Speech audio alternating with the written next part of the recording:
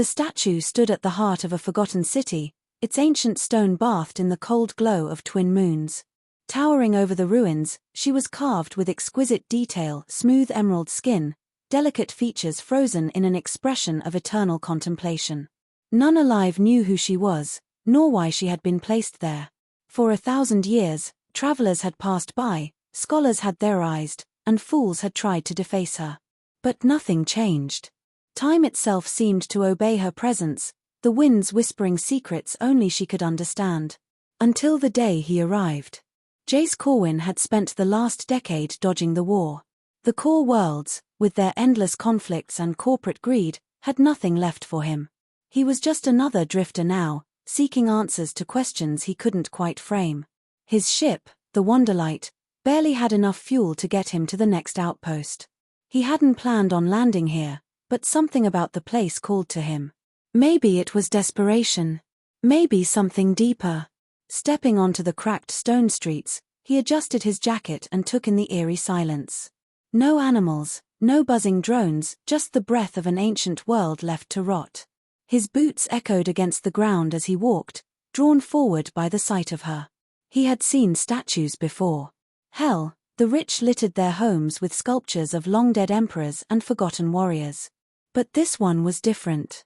Even weathered by centuries, she looked alive. The strange metal cuffs around her wrists weren't just decorative. The craftsmanship was too perfect.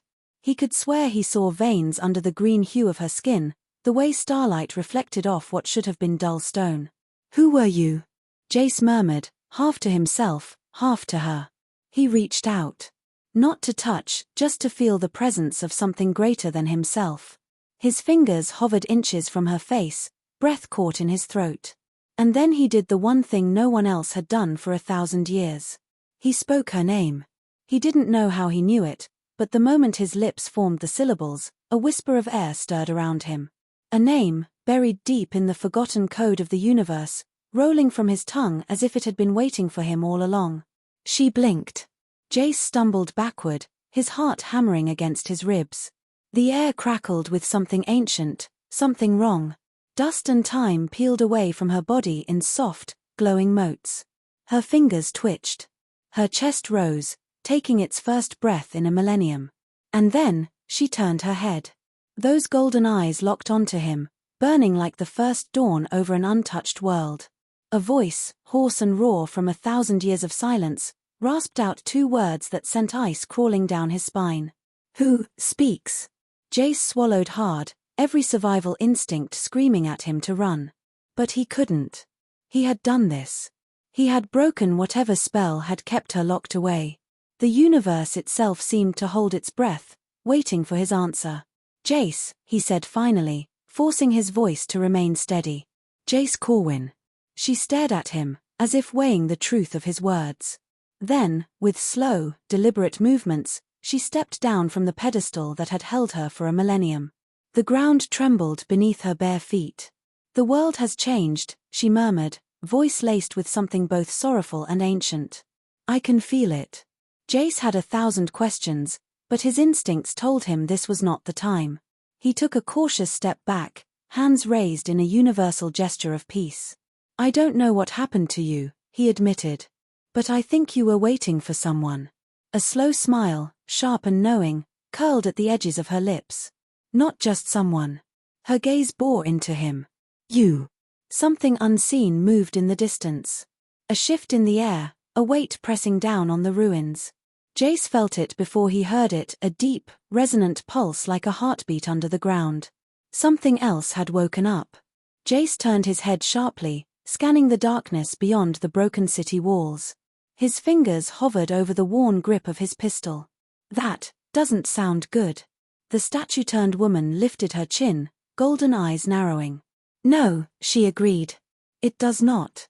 And as the first of the shadows moved, peeling themselves from the ruins, Jace realized he had just become a part of something far, far bigger than himself. Something ancient. Something that had been waiting for 1,000 years. Jace's fingers twitched near his holster, heart hammering in his chest as the ruins came alive with shifting shadows. The air, once still and cold, pulsed with an eerie energy. He had woken something more than just her. The woman, no longer a statue, stepped beside him. Her golden eyes burned in the darkness, and her breath misted in the suddenly chilled air. "They come," she murmured, voice rich with memory and warning. Jace had no idea who they were, but the low, guttural growls curling through the ruins told him enough. He took a slow step backward, scanning for cover. The city, once eerily quiet, now seemed to pulse with unseen life. A shape emerged from the dark, a figure, hunched and gaunt, its skin a shifting mass of shadows. Its eyes, hollow and depthless, locked onto the woman beside him. The air between them thickened, vibrating with something ancient. The woman lifted her chin. "You have no power over me anymore." The creature's form flickered, its outline bending and twisting unnaturally. A second emerged, then a third, all stepping from the ruins, their movements fluid, unnatural. Jace gritted his teeth. "Friend of yours?" She tilted her head, her golden gaze unwavering. "No. They were the jailers of my kind." Jace swore under his breath. "Great." The first creature lunged. Jace barely had time to react before the woman moved, faster than any human should. Her hands caught the creature mid-air, twisting its form like it was nothing more than mist. It screeched as its body shattered, fragments of darkness dissolving into the cold night air. Jace staggered back. "You could have mentioned you could do that." She turned to him, eyes gleaming. There was no time. The other creatures hesitated. They shifted, murmuring in a language Jace couldn't understand, their whispering voices like 1,000 leaves rustling in a storm. Then, as if commanded by some unseen force, they surged forward. Jace fired.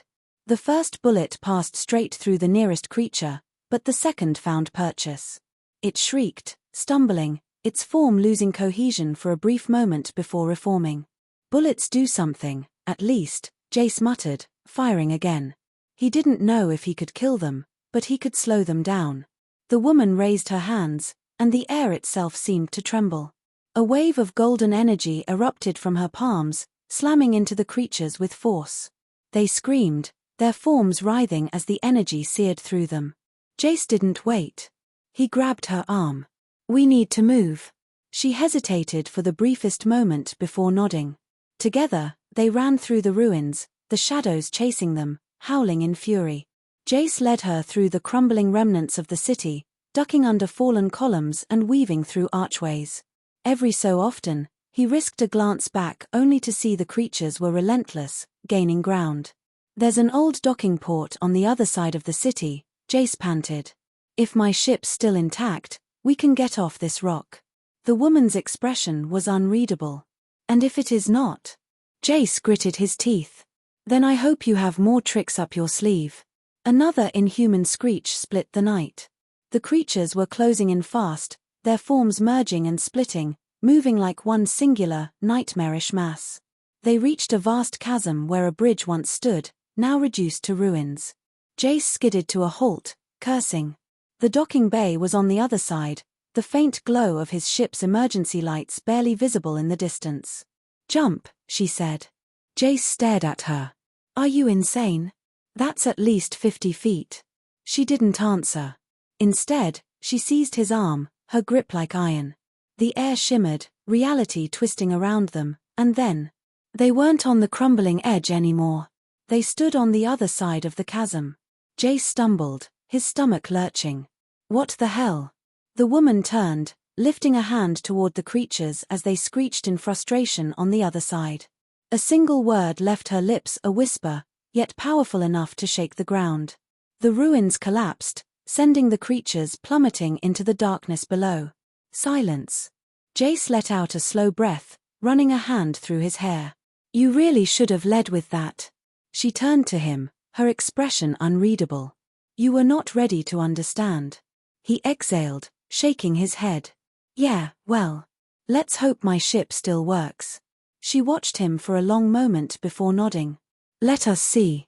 Jace took the lead again, his mind spinning with everything that had just happened. He had woken her, freed her from a fate unknown. But in doing so, he had also awakened something else, something that wouldn't stop until it reclaimed what it had lost. And for the first time in his life, Jace Corwin knew he was in way over his head. Jace sprinted toward the Wanderlight, his breath coming in sharp gasps. The ship was still there, resting in the overgrown docking bay, but after everything that had happened, he knew better than to assume safety was close. His hands fumbled for the override panel as the woman, now fully awake and watching the ruins behind them, stood silent but tense. The air still crackled with whatever energy she had summoned, and the creatures, those shadowed, writhing things, were gone. But Jace had the feeling they wouldn't stay that way forever. Nothing ancient ever truly stayed buried. The access panel beeped in protest, flashing red. Jace swore under his breath. "Come on, don't do this to me now." A soft hum. Then the lights flickered, and the boarding ramp hissed open. Jace turned to the woman. "Get in." She hesitated for the briefest moment, as if stepping onto something built by human hands was a foreign concept to her. Then she moved, her strides smooth and measured, stepping past him and into the dimly lit interior of the ship. Jace followed, hitting the panel to close the ramp behind them. The ship's systems groaned, flickering back to life. He darted toward the cockpit, fingers flying over the controls. "Come on, baby," he muttered. "Don't tell me I'm stranded on a cursed planet with shadow demons and an ancient goddess." The engines rumbled, weak but functional. Jace exhaled in relief as the ship lifted off the ground, thrusters sputtering but holding. As they rose, he turned his head slightly. "You gonna tell me your name now?" The woman, standing in the doorway, studied him. "You already know it." Jace frowned. "I don't think I do. You spoke it." Her golden eyes seemed to burn brighter. "You woke me." A chill ran through him. He didn't remember speaking her name, not consciously. But she was right. It had been there, at the tip of his tongue, as if whispered by the very air. "All right," he muttered. "We'll come back to that." The Wanderlight cleared the atmosphere, breaking through the planet's gravitational pull and into the vastness of space. The moment they hit open orbit, Jace slumped into his chair, rubbing his temples. "So," he exhaled. "Now what?" She didn't answer at first.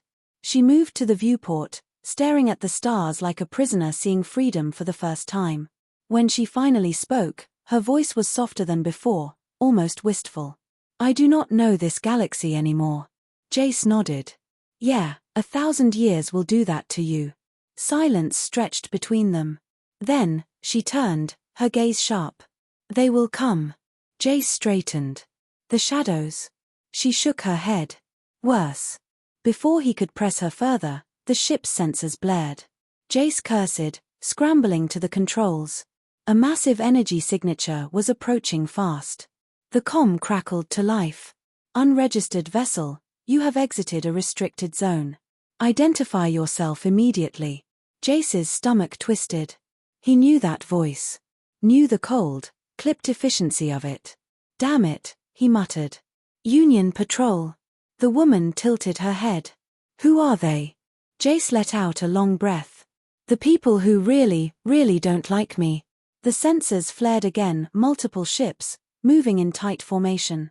Jace's mind raced. He could try to run, but the Wanderlight wasn't built for speed. Fighting wasn't an option either. Not against them. The comm buzzed again. "Final warning. Identify or be fired upon." Jace turned to the woman. "Unless you've got another miracle in you, I hope you're ready to bluff your way out of this." She gave him a slow smile.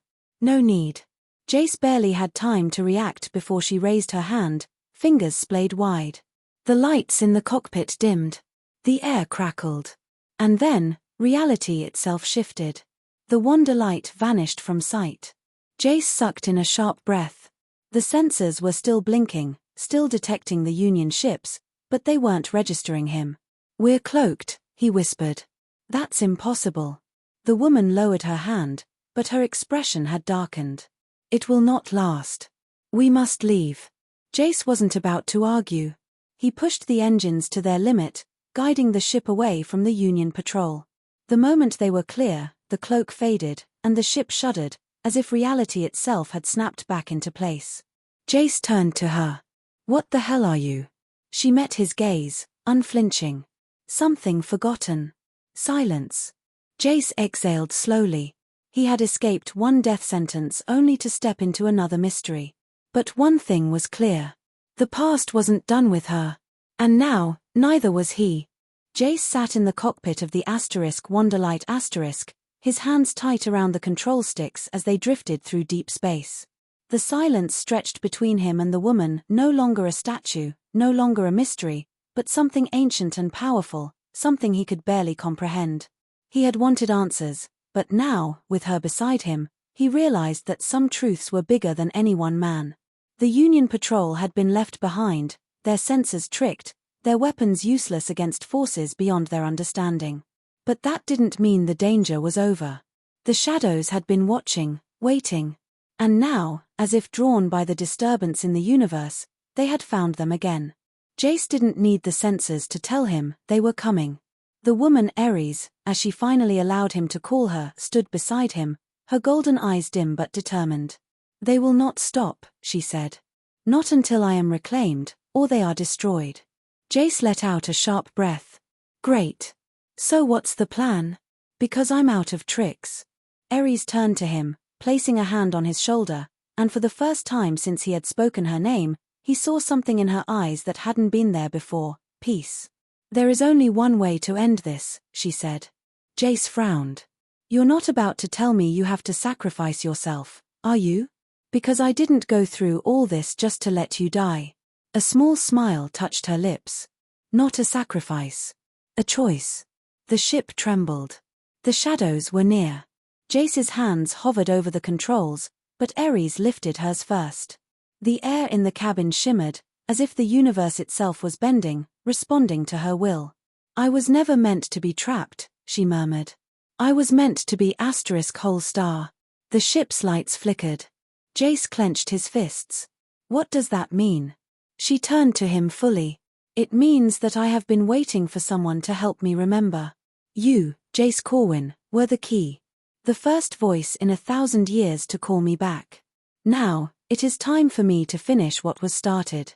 The shadows breached the hull, slithering through as whispers of darkness. Jace reached for his weapon, but Aeris simply closed her eyes and exhaled. The moment she did, the ship filled with golden light, washing over everything like a dawn that had been held back for far too long. The shadows shrieked. They twisted, recoiled, their forms unable to withstand her radiance. The universe itself seemed to tremble, and in that moment, Jace understood she wasn't fighting them. She was unmaking them. Light poured from her, not in beams, not in waves, but in something deeper, something woven into the very fabric of existence. The shadows screamed one last time, and then, nothing. Silence. Jace blinked, his breath caught in his chest. The ship was still intact, floating in the void, and Aeris stood before him, her form still, her golden eyes softer now. The weight of 1,000 years had lifted. "It is done," she whispered. Jace swallowed. "Just like that?" She nodded.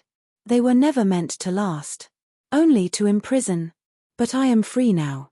Jace exhaled a long breath, rubbing his face. "So, what now?"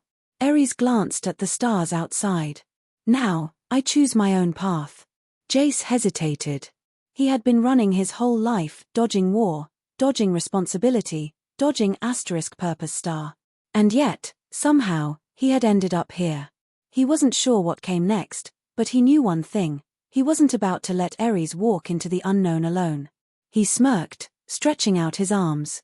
"Well, if you're choosing a path, mind if I tag along? I seem to have a habit of waking up ancient mysteries, and I'd rather not do it alone." Aeris studied him for a long moment, then smiled. A real, genuine smile. "Then let's see what this galaxy holds for us. Together." As the Wonderlight set course for the unknown, Jace realized something. It wasn't about running anymore. It was about belonging star. Moral of the story **. Sometimes, fate doesn't choose the hero. Sometimes, the lost and the wandering stumble upon something greater than themselves. And in the end, it is not about escaping the past, but about forging a future worth living. Conclusion.